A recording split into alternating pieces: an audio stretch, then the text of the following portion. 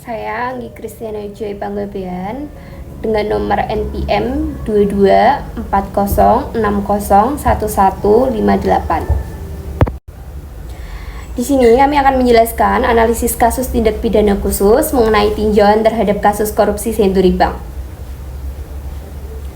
Kasus korupsi Century Bank adalah salah satu skandal keuangan terbesar dalam sejarah perbankan Indonesia. Skandal ini melibatkan berbagai pihak, termasuk pejabat tinggi pemerintah dan bank sentral, yang diduga berkonspirasi untuk menyelamatkan bank yang sedang menghadapi masalah likuiditas dengan menggunakan dana publik secara tidak sah. Artikel ini bertujuan untuk menganalisis detail kasus tersebut, mengidentifikasi unsur-unsur tindak pidana yang terlibat, serta meninjau dampaknya terhadap sistem perbankan dan perekonomian Indonesia. Penelitian ini menggunakan pendekatan yuridis normatif dengan menganalisis data sekunder dari dokumen pengadilan, laporan investigasi, dan literatur terkait. Penelitian ini bertujuan untuk memberikan analisis mendalam mengenai kasus korupsi Century Bank dengan beberapa tujuan utama. Yang pertama, menguraikan kronologi kasus dari awal mulai masalah likuiditas yang dialami oleh Century Bank hingga keputusan pemerintah untuk memberikan bailout dan pengungkapan dugaan korupsi yang menyertainya. Yang kedua, penelitian ini bertujuan untuk mengidentifikasi aktor-aktor yang terlibat dalam kasus ini, baik dari pihak bank, pemerintah, maupun otoritas keuangan lainnya. Ketiga, penelitian ini meninjau dampak jangka panjang dari kasus korupsi Century Bank terhadap sektor perbankan dan ekonomi nasional. Kronologi kasus, awal mula masalah likuiditas di Century Bank dan upaya penyelamatan yang dilakukan Century Bank yang didirikan pada tahun 1989 mulai menghadapi masalah likuiditas yang serius pada awal tahun 2008. Masalah ini muncul akibat mismanagement, praktik perbankan yang tidak sehat, dan exposure tinggi terhadap aset beresiko. Pada pertengahan tahun 2008, bank ini mulai mengalami kesulitan untuk memenuhi kewajiban jangka pendeknya. Dalam situasi ini, Bank Indonesia sebagai otoritas moneter dan pengawas perbankan melihat perlunya tindakan cepat untuk mencegah keruntuhan yang lebih luas dalam sistem perbankan. Keputusan pemerintah dan Bank Indonesia untuk memberikan bailout. Pada November 2008, Bank Century resmi dinyatakan sebagai bank gagal berdampak sistem oleh Komite Stabilitas Sistem Keuangan. Penentuan status ini didasarkan pada pertimbangan bahwa kegagalan Bank Century dapat menimbulkan dampak domino yang berpotensi mengganggu stabilitas sistem keuangan nasional. Untuk menghindari potensi krisis yang lebih besar, KSSK memutuskan untuk memberikan bailout terhadap Century Bank.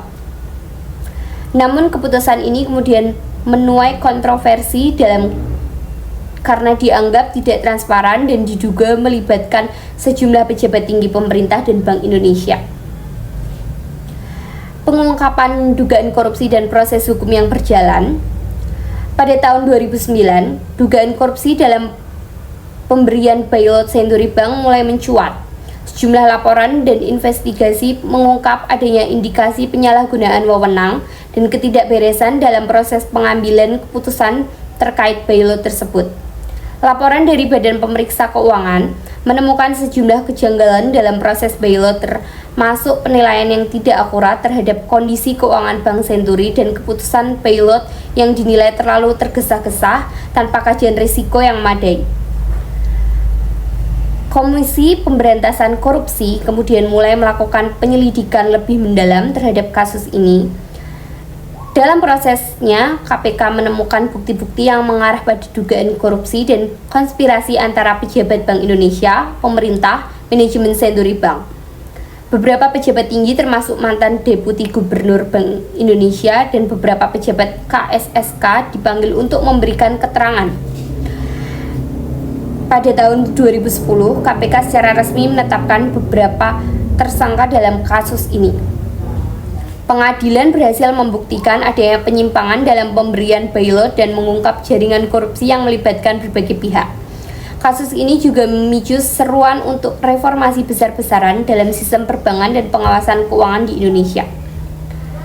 Dampak dan pelajaran kasus Century Bank memberikan banyak pembelajaran penting bagi pengelolaan sistem keuangan di Indonesia. Salah satu dampak terbesar adalah penurunan kepercayaan publik terhadap integritas lembaga keuangan dan otoritas pengawasan. Skandal ini juga mendorong pemerintah dan Bank Indonesia untuk memperketat regulasi dan peningkatan transparansi dalam pengambilan keputusan terkait penyelamatan bank. Unsur-unsur tindak pidana, analisis hukum terhadap tindak yang dikategorikan sebagai tindak pidana korupsi.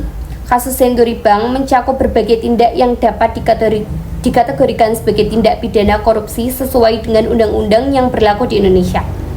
Berdasarkan Undang-Undang Nomor 31 Tahun 1999 tentang pemberantasan tindak pidana korupsi yang diubah dengan Undang-Undang Nomor 20 Tahun 2001, tindak pidana korupsi mencakup 1. Penyalahgunaan wewenang, 2. Kerugian keuangan negara, dan 3. Suap dan gratifikasi. Peran pejabat pemerintah dan bank sentral dalam penyalahgunaan dana publik. Pejabat pemerintah dan Bank Indonesia memainkan peran kunci dalam keputusan bailout Century Bank. Analisis peran mereka meliputi yang pertama, pengambilan keputusan bailout, yang kedua, implementasi dan pengawasan, yang ketiga, kolusi dan konflik kepentingan. Pelanggaran regulasi perbankan dan keuangan. Kasus Century Bank juga mencakup pelanggaran berbagai regulasi perbankan dan keuangan yang dirancang untuk menjaga integritas dan stabilitas sistem keuangan. Beberapa pelanggaran utama meliputi yang pertama, kepatuhan terhadap regulasi, yang kedua, prosedur bailout, yang ketiga, penggunaan dana talangan. Analisis hukum terhadap unsur-unsur tindak pidana dalam kasus Century Bank menunjukkan adanya penyalahgunaan wewenang, kerugian keuangan negara, serta suap dan gratifikasi yang melibatkan pejabat tinggi pemerintah dan Bank Indonesia. Pelanggaran regulasi perbankan dan keuangan juga menjadi faktor kunci yang memperburuk situasi, menunjukkan perlunya reformasi sistem dalam pengawasan dan penegakan hukum di sektor perbankan. Melalui pengungkapan kasus ini diharapkan dapat tercipta sistem keuangan yang lebih transparan, akuntabel, dan bebas dari praktik korupsi. Dampak terhadap sistem perbankan. Pengaruh kasus Century Bank terhadap kepercayaan publik terhadap sistem perbankan. Yang pertama, penurunan kepercayaan publik. Yang kedua, ketidakstabilan sistem keuangan, dan yang ketiga, kerugian reputasi. Reformasi regulasi perbankan pasca skandal. Yang pertama, peningkatan pengawasan dan penegakan hukum. Yang kedua, peningkatan transparansi dan akuntabilitas. Yang ketiga, pembentukan lembaga penjamin simpanan yang lebih kuat. Dan yang keempat, reformasi tata kelola bank.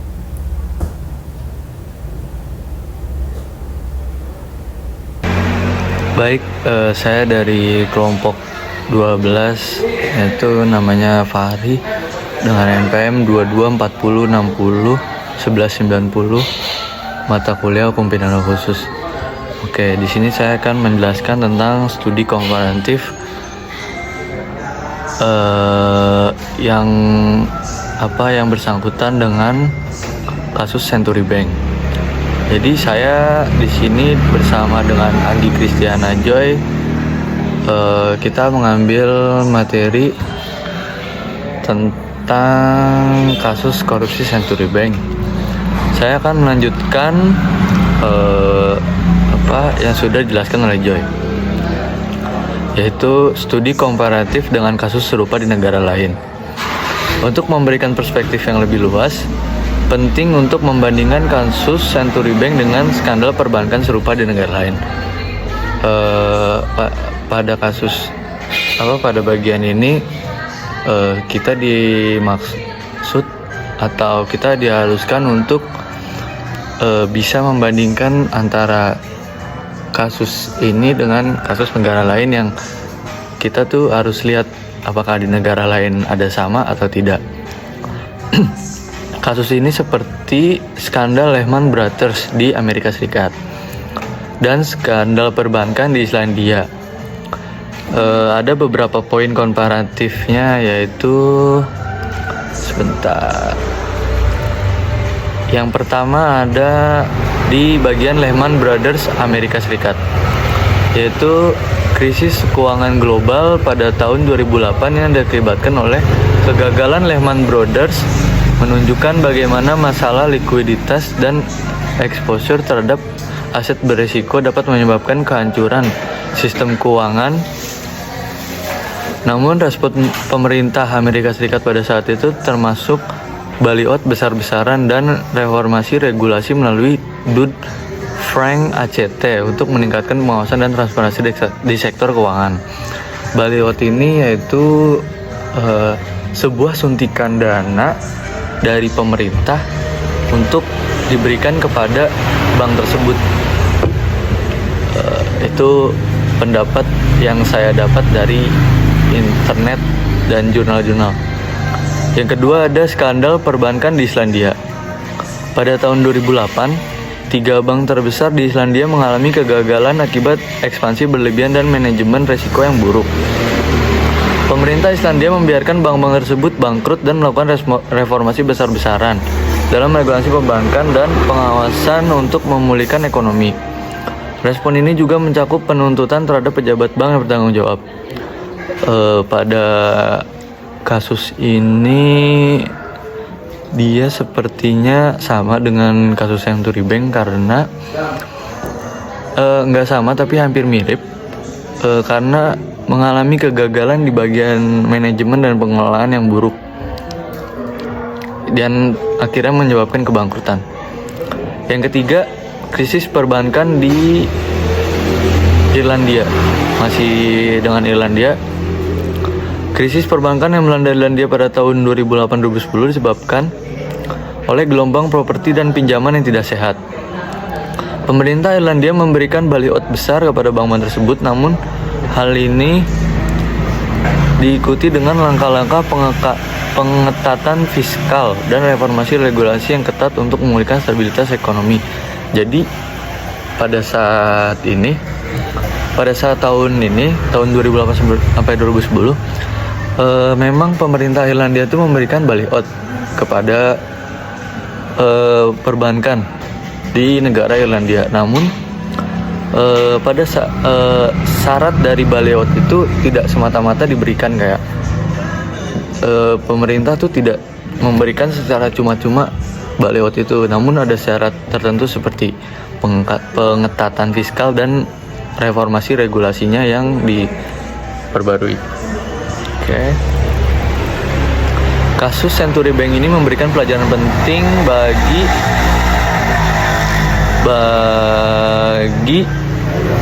transparansi, akuntabilitas, dan pengawasan yang efektif dalam sistem perbankan. Ada pula dampak negatif terhadap kepercayaan publik, mendorong reformasi regulasi yang bertujuan untuk mencegah terulangnya permasalahan serupa. Studi komparatif dengan kasus internasional menunjukkan bahwa respon cepat dan komprehensif termasuk peningkatan regulasi dan penegakan hukum. Jadi, agar tidak terjadi permasalahan ini, kita perlu meningkatkan terkait regulasi dan penegakan hukumnya. Dan kenapa harus dilakukan seperti itu? Ya karena agar tercipta stabilitas sistem keuangan dan kepercayaan publik. Jadi publik itu akan masih tetap percayalah kepada Bank Century ini. Reformasi yang dilakukan pasca permasalahan ini diharapkan dapat memperkuat sistem perbankan. Ya, ini termasuk salah satu reformasi besar dan harus menyebabkan dampak yang besar juga. Tinjauan yuridis dan ekonomis penegakan hukum dan sanksi yang dijatuhkan kepada para pelaku. Kasus korupsi Century Bank menyoroti pentingnya penegakan hukum yang tegas dan adil terhadap para pelaku kejahatan keuangan. Dalam penegakan hukum kasus ini beberapa langkah signifikan telah diambil. Yang pertama ada investigasi dan penyidikan. Dalam investigasi ini, KPK bersama BPK melakukan investigasi mendalam terhadap dugaan korupsi dalam bailout Century Bank. Jadi Century Bank ini dia menyalahgunakan bailout yang diberikan oleh pemerintah. Penyelidikan ini menemukan berbagai kejanggalan penyalahgunaan wewenang dalam proses pengambilan keputusan dan implementasi bailout. KPK berhasil menemukan sebuah indikasi kecurangan dan mengakibatkan bahwa ini adalah sebuah korupsi pada kasus perbankan. Yang kedua, penetapan tersangka dan proses hukum. Beberapa pejabat tinggi termasuk mantan Deputi Gubernur Bank Indonesia yang bernama Aulia Pohan serta pemilik Century Bank yang bernama Robert Tantular ditetapkan sebagai tersangka. Robert Tantular jatuh hukuman penjara atas keterlibatannya dalam penyalahgunaan dana bank dan berbagai tindak pidana korupsi. Sanksi dan hukuman. Pengadilan Tipikor atau tindak pidana korupsi menjatuhkan hukuman penjara dan denda kepada para pelaku. Hukuman ini termasuk pidana penjara bagi Robert Tantular dan para pejabat bank yang lain yang ikut terlibat. Selain itu, beberapa aset yang terkait dengan dana talangan disalahgunakan juga disita oleh negara. Ada beberapa aset yang dialokasikan oleh Robert Tantular ini. Jadi dia menggunakan dana itu untuk keperluan pribadi, membeli aset seperti rumah, mobil, dan lain-lainnya. Contohnya seperti itu dan semua disita oleh negara. Dan terakhir ada reformasi institusional. Kasus ini mendorong reformasi di lembaga-lembaga pengawas seperti Bank Indonesia dan OJK untuk meningkatkan mekanisme pengawasan dan pencegahan korupsi di sektor perbankan. Oke, selanjutnya yaitu ada evaluasi kebijakan bailout dan mekanisme pengawasan perbankan. Yang pertama, kebijakan bailout. Evaluasi terhadap kebijakan bailout menunjukkan bahwa keputusan untuk menyelamatkan Century Bank dibuat dengan tergesa-gesa dan kurang transparan. KSSK dan Bank Indonesia dianggap tidak melakukan kajian risiko yang memadai sebelum memberikan dana talangan. Reformasi kebijakan bailout kini menekankan pada perlunya kajian yang lebih komprehensif dan keterbukaan informasi dalam proses pengambilan keputusan. Yang kedua sama, penguatan regulasi dan pengawasan, ini sudah dijelaskan. Terakhir, mekanisme pengawasan. Pengawasan terhadap bank-bank yang dianggap memiliki dampak sistemik diperkuat melalui audit reguler. Jadi mereka melakukan audit tidak secara by system, namun juga melakukan audit secara manual agar terkuak lah atau menemukan titik terang. Oke. Dan penilaian kesehatan keuangan yang lebih sering. Selain itu, lembaga penjamin simpanan atau yang disebut LPS diberikan peran yang lebih aktif untuk mengawasi bank-bank bermasalah dan memastikan bahwa dana nasabah terlindungi penelitian. Oke. Dampak ekonomi jangka panjang dan pemilihan sektor perbankan. Kepercayaan publik itu nomor 1. Walaupun permasalahan ini menyebabkan penurunan kepercayaan publik, namun itu hanya pada saat awal-awal saja. Sekarang sudah dilakukan langkah-langkah reformasi dan peningkatan transparansi, akhirnya publik pun percaya lagi. Stabilitas keuangan negara, stabilitas sistem keuangan, peningkatan regulasi dan pengawasan dan diimplementasikan setelah permasalahan Century Bank telah membantu menjaga stabilitas sistem keuangan nasional, Bank Indonesia dan OJK, terus memantau kesehatan finansial bank-bank besar dan memastikan bahwa mereka mematuhi standar yang lebih ketat. Ada reformasi struktural, ya ini seperti kayak mereka melakukan reformasi besar-besaran, entah itu dari pihak bank, dari orang yang terlibat, dari regulasi, dan dari sistem pun bisa. Itu sih. Pertumbuhan ekonomi, walaupun pada kasus ini sempat terjadi penurunan ekonomi, jadi kasus ini menyebabkan stabilitas ekonominya terganggu.